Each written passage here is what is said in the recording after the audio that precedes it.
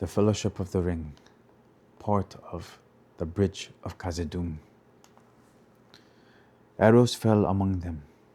One struck Frodo and sprang back. Another pierced Gandalf's hat and stuck there like a black feather. Frodo looked behind. Beyond the fire, he saw swarming black figures.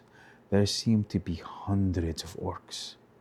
They brandished spears and scimitars which shone red as blood in the firelight. Doom, doom, rolled the drum beats, growing louder and louder. Doom, doom. Legolas turned and set an arrow to the string, though it was a long shot for his small bow. He drew, but his hand fell, and the arrow slipped to the ground. He gave a cry of dismay and fear. Two great trolls appeared. They bore great slabs of stone and flung them down to serve as gangways over the fire. But it was not the trolls that had filled the elf with terror. The ranks of the orcs had opened, and they crowded away as if they themselves were afraid. Something was coming up behind them.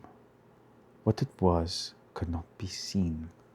It was like a great shadow, in the middle of which was a dark form of a man shaped maybe, yet greater, and a power and terror seemed to be in it and to go before it. It came to the edge of the fire, and the light faded as if a cloud had bent over it. Then with a rush it leapt across the fissure. The flames roared up to greet it, and breathed about it, and a black smoke swirled in the air. Its streaming mane kindled, and blazed behind it. In its right hand was a blade like a stabbing tongue of fire. In its left, it held a whip of many thongs. Aye, aye, wailed Legolas. A Balrog is come. Gimli stared with wide eyes.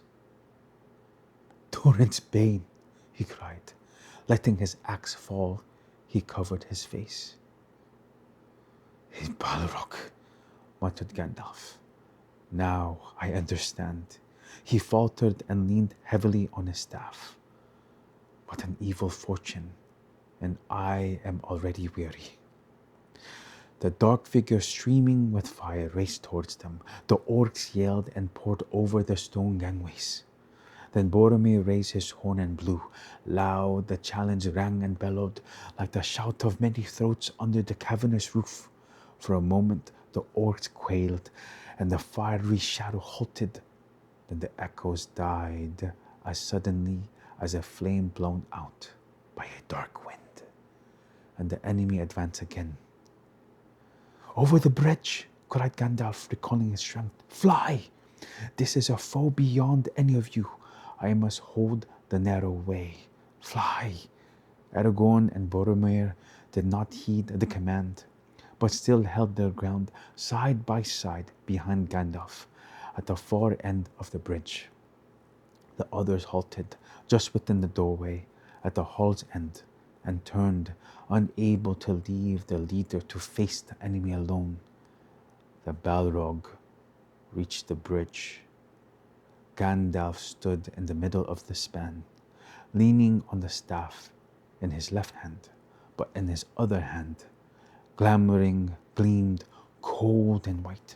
His enemy halted again, facing him, and the shadow about it reached out like two vast wings.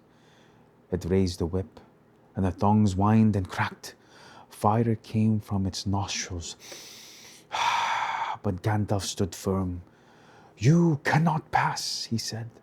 The orcs stood still, and a dead silence fell.